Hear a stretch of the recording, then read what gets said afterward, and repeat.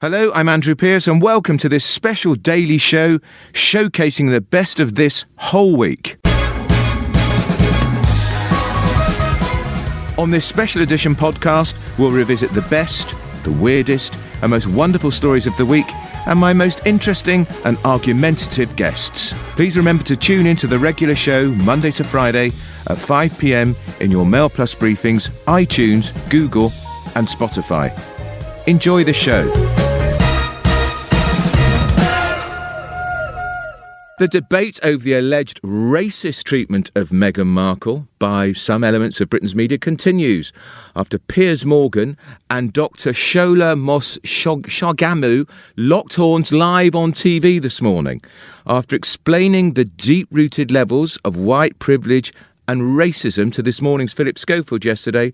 The public speaker and political commentator joined Good Morning Britain to discuss the Duchess of Sussex. I've mentioned the racist and inflammatory language. I've mentioned the bigotry. I've mentioned the ignorance. I've mentioned the fact that there've been racist behavior. What you want is to get a fork and knife and to try and dissect. Oh, Shola, you get this example. But I don't see this. Right, and it's not my job to educate you. Your job is to back up your statements with facts. I have backed it up, back it but up you with refuse to get educated. And you need to get educated. You are race baiting. No, I and you am are not trying to race turn the baiting. Meghan debate I am into not a racial race baiting, divide but in this this is what country. you get And you're when you accusing the media of refuse being to accept racist, that and it is wrong. So the noises off continue. Joining me now is the author and freelance journalist Radhika Anand. Radhika, what do you say to this idea that Meghan Markle was subjected to racist treatment in the mainstream media?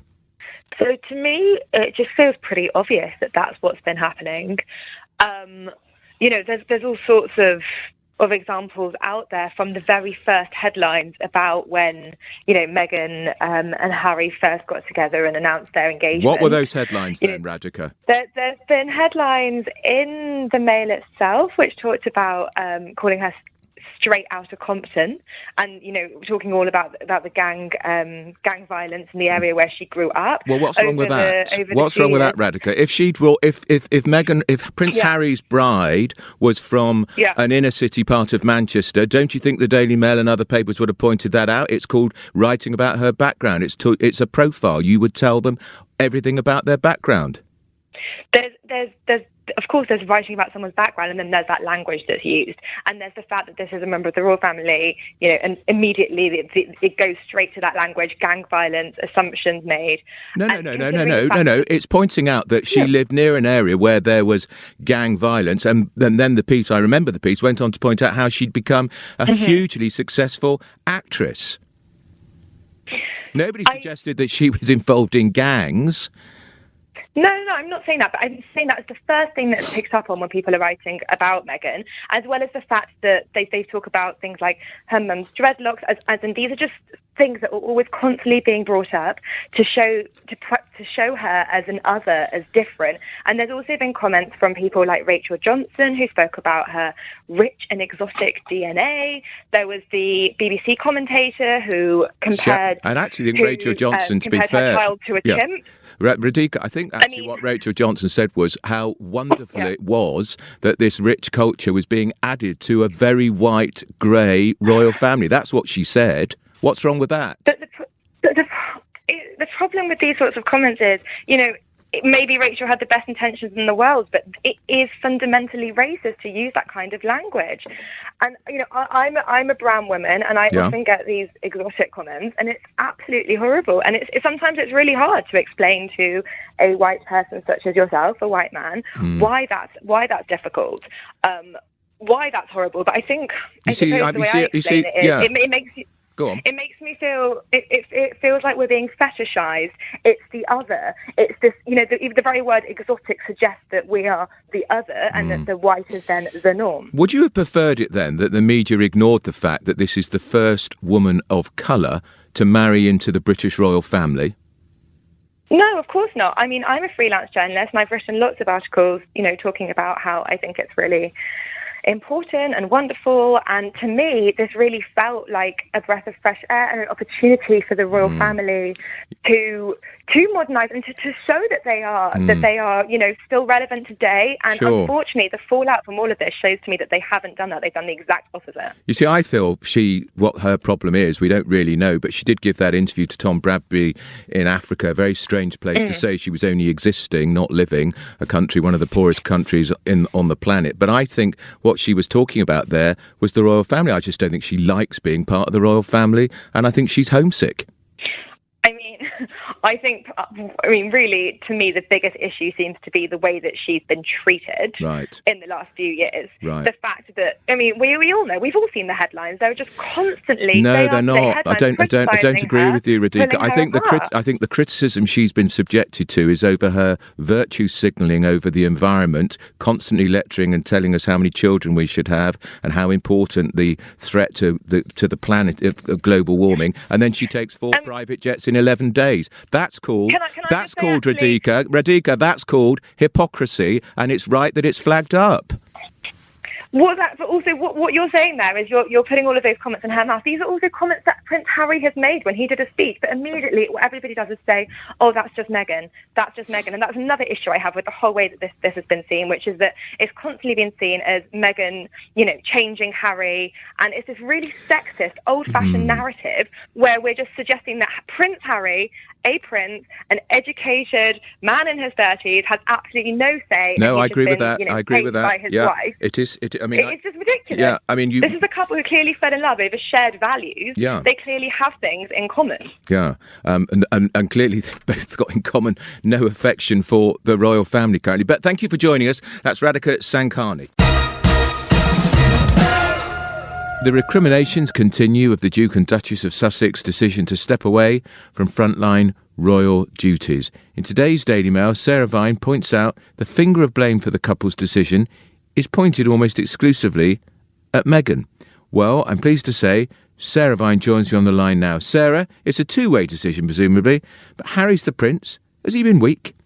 I don't think he's weak. I think that what I would say is that when things like this tend to happen, everyone blames the woman. It's like a sort of cliche, isn't it? It's like Lady Macbeth. I remember when I said something about my husband's career to him, like, oh, I should have an opinion about what happens to my family and my life. I was painted as Lady Macbeth.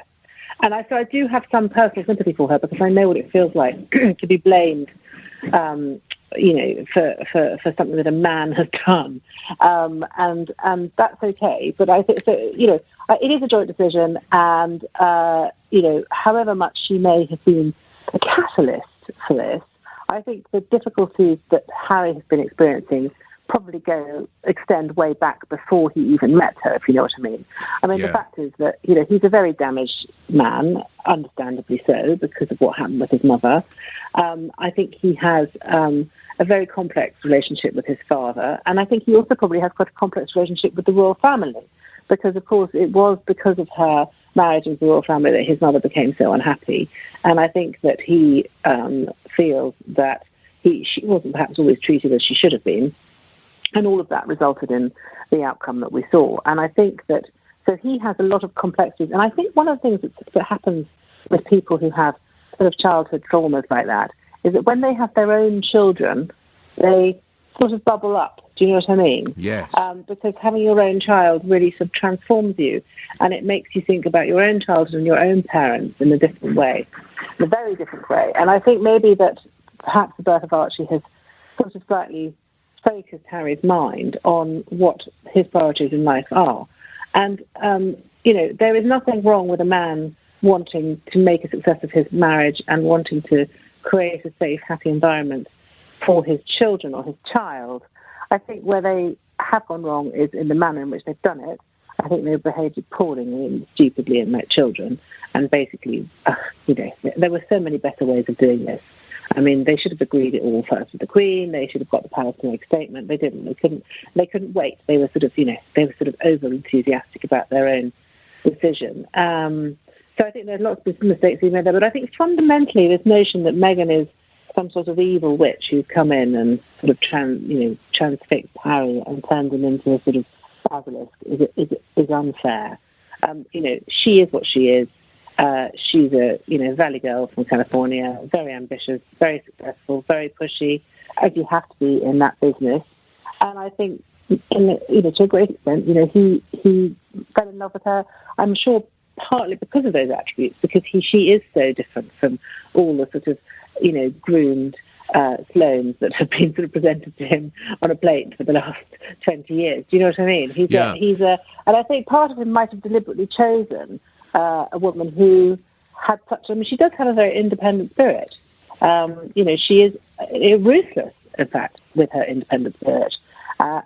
She does ghost people. She does move on when she doesn't think they're working for her anymore. She's very sort of focused on her own path through life. Now, you may not like that, but I think for Harry, that sort of strength of character in a woman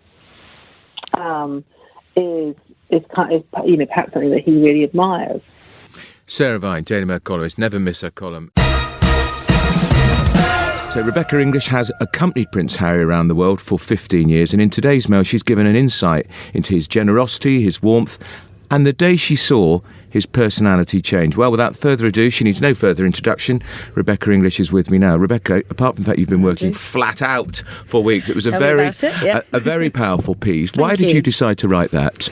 Well, I have to say it's not something I would do normally. I've never done before, and I probably won't do again. But I think the kind of enormity of this story actually justified it, and so much has been written about him by people I don't think he's ever really met, or have only watched him on television or from a distance. And I wouldn't want to overstate it. I'm not his friend. I'm not an acquaintance of his, but I have had a professional working relationship with him for 15 years. And I think there was some of the things that I felt I could tell from our times on the road together that would shed new light on him as a person and new light on his relationship with the media, which has not always has been as bad as people make out. You also make the point that the family has been, his relationship with his brother was very strong and very close, and you almost giving him advice, is he sure he should really be turning his back on that family, which of course is probably the only family that can understand the stresses and strains of what it's like being a member of the Windsor firm. Yeah, I mean, there was an incident many, many years ago, right at the start of my royal reporting career, where I happened to be in a nightclub, not something I frequent very often, I'll be honest. You sure? Very sure, but we were having a quick drink after a very, very long day, and him and his brother happened to be in there. And William was really open, considering he didn't know me that well and the other people there that well, and Harry had broken a necklace and he was looking for the bits on the floor, and it turns out it had been given to him by his then girlfriend, Chelsea Davy. And William just turned and I said, give him a break. He's just a young lad in love. And he was very protective of him. And I felt that it kind of resonated now. It was a bit, give him a break. He's an older man in love now. Yeah. And when he spoke to you about perhaps one day he'd like to give it all up, he was obviously being very frank with you. And was it the publicity he didn't like, or was it the monotony of being a royal? What was it? I think it's a number of things, and he didn't say it once. He said it many times over the years, I should say. It was very much like, I would just like to turn my back on this. And he'd always say he used to want to go and work in Africa as a safari or a tour guide. And he often spoke about the pressure he felt as a royal, the fact that he didn't really seem to fit the mould. I think he was always very worried about trying to find someone to settle down, someone that he would say would take on the role of being a royal bride. And I know that kind of nagged on his brain quite a lot.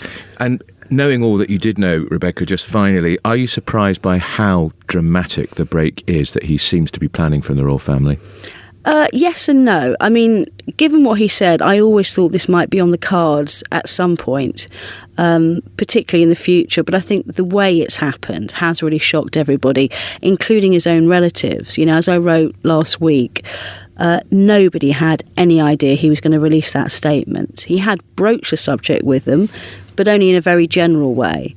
And they were the Queen, the 93-year-old Queen, his grandmother, was watching it on television, looking at her iPad as that story was breaking. Extraordinary. And the rest of the family. And I have never, ever felt such a sense of anger and hurt emanating out of Buckingham Palace as I have in my career over that. All right, that's Rebecca English. If you haven't read it yet, do. It's a very, very powerful piece in today's Daily Mail. Now, if you want to get in touch, you email me at dailyshow@mailplus.co.uk, or you follow us at mailplus_.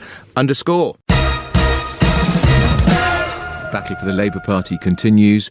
Momentum has been accused of stitching up the Labour leadership contest after balloting its members on whether it should back Rebecca Long-Bailey, seen as the Corbyn continuity candidate, without offering any of the four alternatives. To the fury of senior figures, or some senior figures inside the pro-Corbyn campaign group, its 40,000 members were on Tuesday asked to vote yes or no on whether they should support the Shadow Business Secretary's candidacy. Labour moderates say it's ridiculous that members hadn't been asked their opinion on the four other candidates, pointing out Momentum had been founded to make Labour more democratic. I think it was founded to keep Jeremy Corbyn in his job. Well, joining me now is Owen Smith, a former Shadow Northern Ireland Secretary who was Labour leadership candidate in 2016, wasn't it? It was indeed, Andrew. You didn't succeed. Do you think if you had beaten him, Labour would not have gone down to such a crushing defeat in December?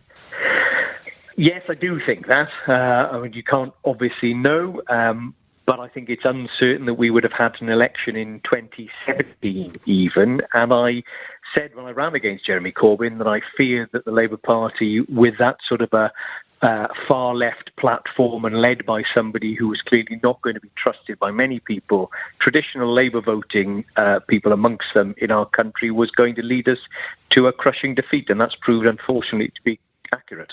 You stood down at Parliament, Owen Smith, but as a long-standing Labour Party member, you were an MP for 10 years, you were in the Shadow Cabinet. How bad is it for Labour out in the country when we get beyond that Westminster bubble? You're Welsh, the Tories did very well in Wales. I mean, do you see now that the Labour Party is in a real sense of crisis?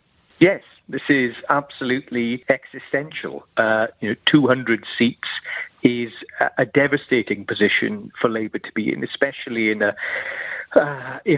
world in which the prospect of us bouncing back in Scotland seems to be extremely unlikely, meaning we need to, win seats that we've never won before in parts of England and Wales in order to have any chance of forming a standalone government. I mean, that seems to me to be such a distant prospect now, and we've done such unbelievable damage to our reputation by the way in which we've been led and by some of the policies we've been put forward, and frankly the way in which we've made ourselves a laughing stock in many parts of the country, and I've lost the support of people who supported us for generations, not unthinkingly but thinkingly, and now unfortunately thinkingly they've rejected us. Laughing stock is a tough expression to use. In what sense do you think in some parts of the country Corbyn reduced your party to a laughing stock? Well, I think people couldn't quite believe that we were sticking with him. And I had hundreds, thousands of conversations with Labour Party supporters who thought that the Labour Party was undergoing some sort of crisis, that we were enthralled to this man and that we were going to go into an election with him when they looked at us incredulously and said, we can't possibly vote for Jeremy Corbyn and for a Labour Party led by him. There's 5 candidates now running to be leader: Jess Phillips, Keir Starmer, Emily Thornberry, Lisa Nandy, Rebecca Long-Bailey. Have you made your mind up yet, Owen Smith, who you're going to support? Well, I'm not going to. I think we've got really good candidates this time round in this election. Keir Starmer, Jess Phillips, Lisa Nandy, all plausible people who could put the Labour Party back together and try and get us back within striking distance of Downing Street. One of those candidates who you didn't mention, Rebecca Long-Bailey, you knew I was going to single her out, of course. She, in an interview, was asked what mark out of 10 she would give Jeremy Corbyn. Astonishingly, in my view, she gave him 10 out of 10. You wonder what she might have given him if he'd not led Labour to their worst defeat since 1935. If they choose a candidate like Rebecca Long-Bailey, who is, without doubt, seen as the Corbyn continuity candidate, what will be the outcome for Labour at the next general election? Oh, we will be utterly crushed. And I think that the prospect of the party actually holding together in the event of Rebecca Long-Bailey being elected and leading us into election is frankly, open to question. Any continuity Corbyn candidate who thinks that they can just win with one more heave, as the left often, over the decades has believed, is frankly barking mad. Tough words from Owen Smith, former Shadow Northern Ireland Secretary, who was the Labour leadership candidate against Jeremy Corbyn in 2016.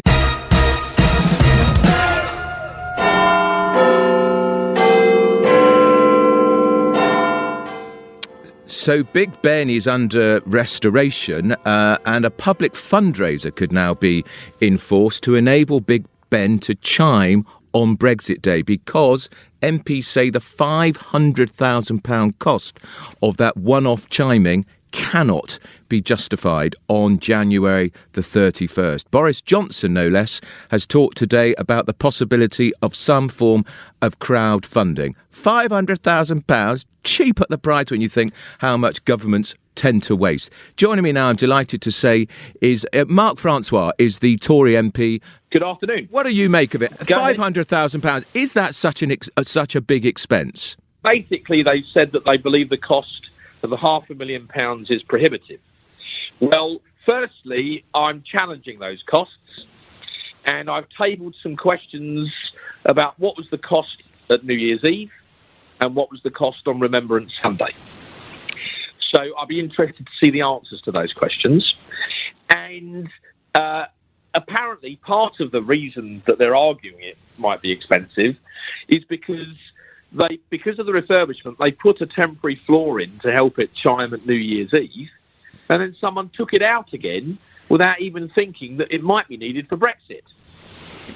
So who took that decision and why? Yes. And as the Prime Minister said this morning, there's also some apparent issue that they removed the clapper temporarily from the bell and they need to put the clapper back on. But if they did it for New Year's Eve, I wouldn't have thought that was beyond the wits of man. Look, the point is there are some officials in the House of Commons who just don't want to do it. And it seems to, the reason this matters at all is because under Article 50, which you and I didn't draft, this was basically agreed with the EU, we leave the European Union at precisely 11 p.m. GMT on the 31st. So for those around the country who, after all the years of this, do want to celebrate, just as you do at New Year's Eve, you've got to look to a clock to mark exactly 11 p.m. Obviously, it's midnight for New Year's Eve. And it seems inconceivable to me and many of my colleagues that that would be any other clock than the most iconic timepiece in the world, a World Heritage Site, i.e. Big Ben. I couldn't agree with you more. What do you think? Can you win this fight, Mark Francois? I hope so. Well, you know, I and other MPs have been agitating for it. We now seem to have the support of the Prime Minister, for which we're obviously extremely grateful. He said this morning that, you know, bung a few bob for Big Ben to bong. Brilliant alliteration. And I understand that some newspapers, perhaps including your own, Andrew, are discussing whether or not they could host some kind of crowdfunding website to allow people to donate. In simple terms, I think that £500,000 is an inflated figure, but let's say for argument's sake that's what it costs. That's 50,000 people out of 65 million giving 10 quid. I reckon we could do that. Nick Ferrari pledged £1,000 this morning on LBC, and if he does it, I've offered to match it. Very good. So I put my money where my mouth is, and I understand that Michael Ashcroft, while he still wants ordinary members of the public to donate, is willing to underwrite it if we're short, and that so apparently is Aaron Banks. Very good. So we should be covered. All right, Mark Francois, well, the very best of luck with that campaign. Michael Ashcroft, of course, is Lord Ashcroft. He's a Brexiteer. He is a billionaire. And Aaron Banks, of course, was part of Leave.eu, who's also a very rich man.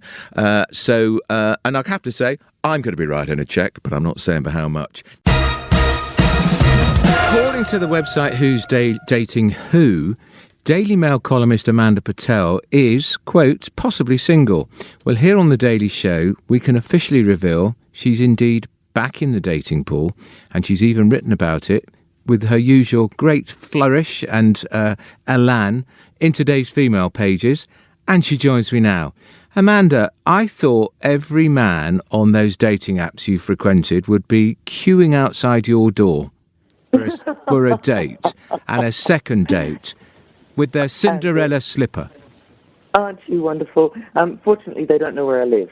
But look, this is my opportunity. You could set up my very own radio dating website. You could ask really nice men, anyone over the age of 55 and under the age of about 100. Yeah. I'm not that fussy.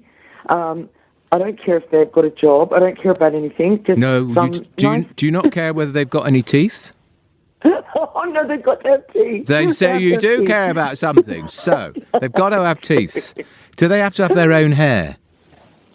No. I think that's a bit much to ask of most men post 50. Right. So, I don't want to. There's the key thing about dating online, Andrew. Is you can't restrict your dating pool, so there is a rare known statistic that if you voted to leave, then you have 80% of men will not want to date you. Really? Can you believe that? Terrible. Yeah, true. Why? Because not only did I vote to leave, but I wrote about it in the Daily Mail. You did. And so I've kind of narrowed my dating pool quite a lot. Yes. But there's just got to be someone nice out there for me. Well, I think they're probably listening to us now, Amanda, which is why we're going to encourage them to email in. They need to email in photographs, and they have to do a photograph that we can see whether they do have any teeth or not, and whether they're their own teeth. I love that. I don't care if they're not their own teeth, so long as they've got something in place. Okay. Now, of course, you've got a confession to make, haven't you? Because we were away somewhere in the summer, in August, and I think you had your hottest Daily Mail, your hottest dating app date, and he said he was going to bike some air tickets to you to a part of the Middle East. Weren't you going to be looking at the pyramids at 7 in the morning? We were going to talk about that. I didn't even put it in the piece today because it's my ultimate humiliation. Yeah, that's the Egyptian. Yeah, the Egyptian pharaoh. He wasn't a pharaoh. Yes, he did phone me up when we were on holiday, and he said he thought it was time that I got to meet. I hadn't heard from him for 6 months, mind you. Yeah. And then he said, I'm going to send you first-class tickets to come up to Cairo to meet my family. It's, I really think it's time for the next step. And I was all aflutter. And then he asked me to send me my passport details, and I've never heard from him since. Do you think he didn't like the photograph in the passport? and maybe it's carrier pigeon flight from Egypt. Maybe the tickets are still on their way. Andrew, I think that maybe there is someone walking around Cairo right now in a burqa, calling himself Amanda Patel with my passport details. That's what it is. That's what I think. Maybe it was a part, because there's so many scammers out there. Yeah. It's just incredible. I think you may have had a lucky escape. Did he want you to wear a burqa? No, he did not. He did not. He was very modernised. He was very sophisticated. He's just disappeared. He's just disappeared. Just disappeared. But at least he didn't ask me like one guy did to have been paid for his children's school fees. Very romantic. On the second date. Yeah. On the second date. On the second date, and they hadn't even started. They were only at prep school at that stage, weren't they? They were. You have all the luck, Amanda. Will you keep us updated? What we will do, Amanda, if we get some pretty promising candidates emailing in, we'll pass them on, as long as you share the progress on the dates with us. Andrew, I promise you, if you set a date Amanda little item on your website, we're doing it. And you get people, then you do it as we speak, and then I promise I will. But then that might put the guys off if they know I'm going to talk about it. No, only talk about it once it's up. No, exactly. We haven't named anybody. We won't name them. We can give them a false persona. I love that, Andrew. And could you have a chat with them first, because you know me better than anyone? I do. I'll sort it out. So, and anybody at the Daily Mail who's listening to this, don't bother. We're not doing it in-house. That's Amanda Patel. Don't forget her unmistakable column, unforgettable column in the Daily Mail on a Saturday. Now, if you want to have a date with Amanda and you do have all your teeth, just email us at dailyshow@mailplus.co.uk, or you tweet us at @mailplus_. We'll try and get something sorted out for you. What is it with these millennials? They're now turning against the good old English breakfast. According to a new survey, they don't like the hash brown and the egg and beans, and they particularly don't like the idea of black pudding, as this survey reveals 1 in 5 people under 30 has never even tried a full English breakfast, and it found many young people can't stomach the idea of a fry-up. They want healthier alternatives like avocado on toast. So, is the staple of the British cuisine since Victorian times under threat? This survey of 2,000 Brits aged 18 to 30 said black pudding was that main turn-off, followed by bacon for 24%. Weren't keen. Kate Ovens is a food blogger and joins me on the line. Kate, do you like a full English breakfast? I absolutely love one. I mean, haven't had one in a while, but definitely just love the whole kind of feel of it. And I don't know, it's just traditional, isn't it? Yeah, and the thing is, you don't have to go to a greasy spoon to have one, although I am a huge fan of greasy spoons. I've got a very good one I use a lot in Soho. You can have a full English breakfast at the Ritz. You can have a full English breakfast at the Wolseley, at some of our smartest, most fashionable restaurants. Yeah, I think it's always been like on the menu, but sometimes it can get overlooked by the avocado toasts and the shakshuka sort of recipes and all the sort of, you know, they always feel like it will always sort of maybe just stay on the menu. And what do you think in particular? It's a poor line, Kate, I'm afraid, but what in particular do they object to about black pudding? Is it the name? It's what it actually is, because it's, I forgot what it's called now. It's blood, isn't it? And I think that's what understandably, it can put a lot of people off. And I mean, I think that the best thing about a fry-up is a lot of you kind of like build it yourself. And if there are things like bacon and black pudding and hash browns that you're not particularly fond of, you can take off the plate and maybe replace it with something else. So I think that's the kind of glory of the fry-up, that, I mean, there's a million and one ways to do it. I think, you know, if you can get everything on your plate, you're going to need a big plate. Exactly. Kate Ovens, we're going to have to leave you there because we've got a very poor line. That's Kate Ovens, a food blogger. First there was Brexit, then Megxit, and now traditional pasty fans have even had a Gregxit. Are you keeping up with me? They've forced the popular bakery chain to shut its only branch in Cornwall a year from opening. Locals in Saltash were not pleased when Greggs opened in their county in September last year, branding it junk and Satan's franchise. Satan's franchise? They've chosen to remain loyal to their famous Cornish pasties, or is it pasties? Locals opted to avoid the bakery chain, bucking the trend compared to the rest of the UK, where Greggs has seen its profits soaring. Join me now is one of the revolutionaries that led the charge, Fergus Muller, co-owner of Anne's Pasties and the son of Anne. Fergus, is it pasties or pasties? It's definitely pasties. Okay, without a doubt. Now, why the peasants' revolt about Greggs? Is it because they don't do genuine Cornish pasties? Well, it's not. I'm from a different area to Saltash altogether, but right. I'm from like the Lizard Peninsula area, the most southerly tip. Yeah, great part of Cornwall. It's lovely down here. But our area, my mum's recipe came to me and we've made the pasty. This is kind of our patch of Cornwall. So if you could imagine a non-Cornish company coming into Cornwall and trying to make pasties, it's not going to go down that well. So how did you see them off? Did you run campaigns, or did people simply just not buy the Greggs pasties?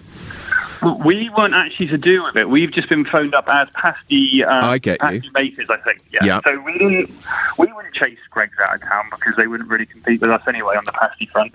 Okay. Now tell me, what is are you allowed to give away the secret of your mum's pasty recipe? Well, the thing is, it came from my gran. My gran was a local in Porthleven. It went to my mum, and then I'm making it as well. It's just our family recipe, nicely seasoned, and using local ingredients. And we use all of our ingredients from 10-mile radius. Right. So it's just a high-quality pasty, really. And do you just do meat pasties? Do you do cheese pasties, vegetable pasties? We do a cheese pasty for vegetarians and a vegan pasty. You do vegan pasties too, because, of course, Greggs got big bucks out of their vegan sausage, I think, or their vegan sausage roll. Yeah, we do. A few years ago, we realised there was quite a demand for vegan pasties, so we did do something for them. And how much does a pasty cost? Ours at the medium size is £3.85. Right, okay. Now, is your mum still involved in the business?